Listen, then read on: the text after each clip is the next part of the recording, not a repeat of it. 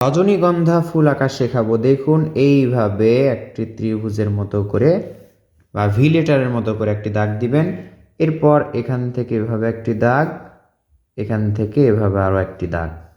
এবার কি করতে হবে তো দেখতে পাচ্ছেন 1 2 3।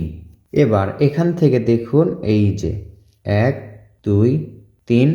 আবার কি করব, ঠিক এখান থেকে এভাবে উপর দিকে যাবে, একটি পাপড়ি এটার সাথে মিলবে। আবার দেখুন এখান থেকে এভাবে উপর দিকে যাবে, একটি পাপড়ি এটার সাথে মিলবে। এর মাঝে এই তো একটি দাগ দিলাম, গোল করলাম, একটি দাগ দিলাম, আবার গোল করলাম। এর মাঝে আবার লম্বা একটি পাপড়ি, এখানে আরও একটি পাপড়ি।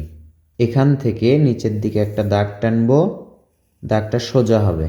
এই যে দেখতে পাচ্ছেন এখানে একটি পাতা, পাতাটা এইভাবে আঁকতে হবে। এই পাশেও আরও একটি পাতা, এই পাতার পাশেই ফুল আঁকবো। দেখুন এইভাবে একটি পাপড়ি, দুটি পাপড়ি, এর মাঝে আরও একটি পাপড়ি, এইভাবে কয়েকটি পাপড়ি এঁকেই এখানেই ফুল আঁকলাম। আবার যদি দেখেন এখান থেকে আরও একটি পাতা আঁকলাম। এই যে এটা হচ্ছে রজনীগন্ধা ফুল। শুধু পাতাতে সবুজ রং করলেই রং করা শেষ।